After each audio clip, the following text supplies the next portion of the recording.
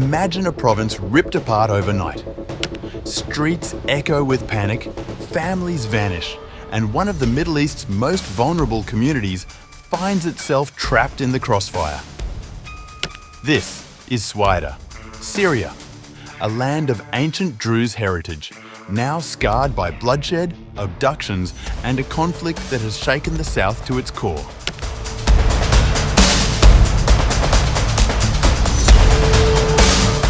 Israel is moving to unify rival Druze factions in Syria's Sweida, arming fighters and funding militias after recent attacks and massacres, Reuters reported. According to senior Druze figures inside Syria, Israel moved beyond airstrikes. It began to funnel weapons, guns, ammunition, and even money into Sweida.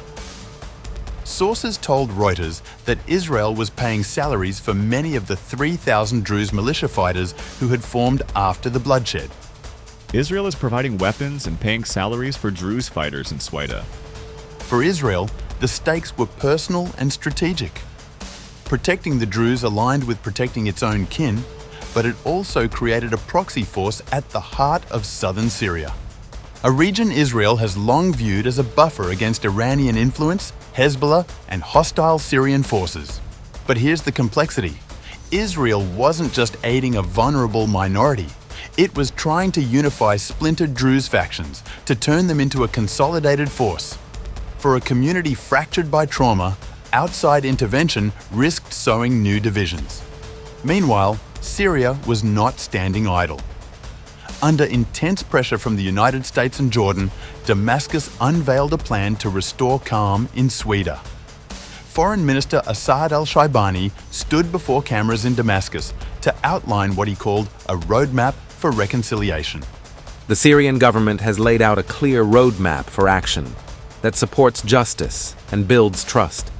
The plan promised accountability for those who attacked civilians, compensation for victims, and a process of internal reconciliation. It also involved a United Nations investigation into the killings. At the same event, Jordanian Foreign Minister Ayman Safadi, standing alongside US envoy Tom Barrack, announced a joint mechanism. The US, Jordan, and Syria would work together to monitor implementation. A joint Syrian-Jordanian-American mechanism will ensure the plan's implementation. But while these announcements grabbed headlines, the realities on the ground were stark. Sweida city remained under the control of Druze fighters, while surrounding areas were held by government troops. Trust was broken, and Israel's intervention only deepened suspicions. You might be wondering, why would Israel risk openly supporting an armed minority in Syria when the two countries are technically still at war? That's where the bigger picture comes into focus.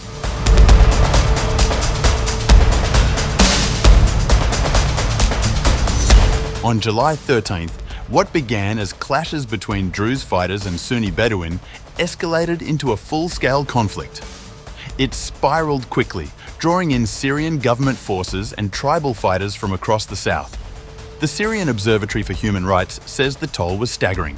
Over 2,000 people killed, including hundreds of Druze civilians. Many were reportedly executed in cold blood by government security personnel. The violence also unleashed abductions. According to the same monitor, more than 500 Druze were kidnapped, including women. Entire families vanished, deepening the sense of trauma and mistrust in Sweida. Now, picture this. The Druze, a community with deep historical ties, suddenly facing an existential threat. Local factions splintered, some resisting government forces, others seeking outside help.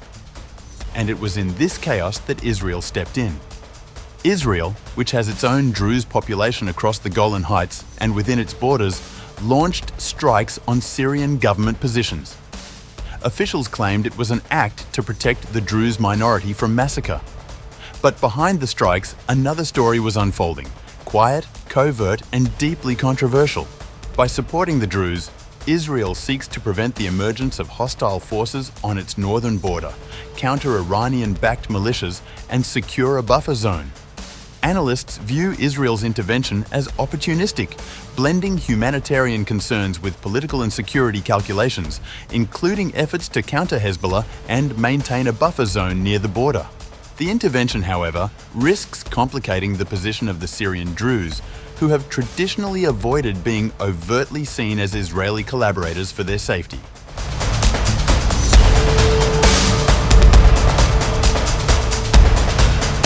Under pressure from Washington, Syria began talks with Israel for a security pact. The aim? To stabilise southern Syria, reinstate the 1974 demilitarised buffer zone and halt Israeli airstrikes and incursions. A Syrian source close to the talks admitted the proposal was modest. It would not address the Golan Heights, occupied by Israel since 1967. That thorny issue was being left for the future. Instead, Syria sought to secure the withdrawal of Israeli troops from areas they had seized in recent months. For the US, the urgency was clear.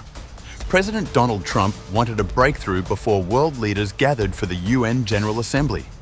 A deal, even a limited one, would allow him to stand before the cameras as the architect of another Middle Eastern success. But Israeli officials struck a more skeptical tone. One Israeli security source put it bluntly: The US is pressuring Syria to accelerate a security deal. This is personal for Trump. But Israel is not offering much. Still, meetings were happening. In Paris, in Baku, and through back channels.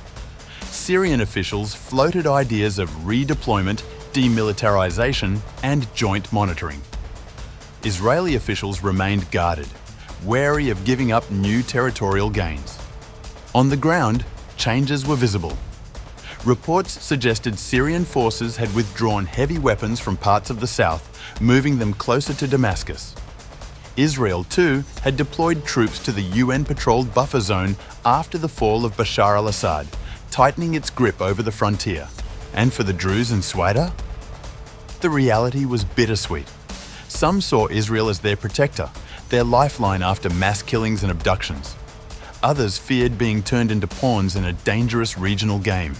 Hikmat al-Hijri, one of Syria's leading Druze spiritual leaders, publicly appealed for outside help. At one point, he even demanded the creation of a separate Druze region in the south. This appeal crystallizes the dilemma. For Israel, Sweida offers both an opportunity and a risk.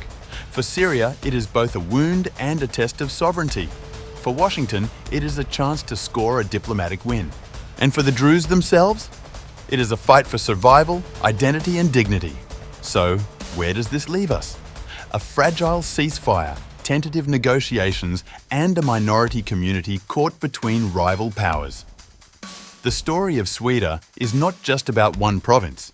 It's about how sectarian fault lines, regional rivalries, and great power ambitions collide in the Middle East. Imagine standing in Sweida today. The ruins of July's violence all around you, the uncertainty of tomorrow hanging heavy. Who would you trust? The government that failed to protect you, the foreign power arming your fighters, or the promises of distant diplomats? That's the question the Druze of Sweida are asking.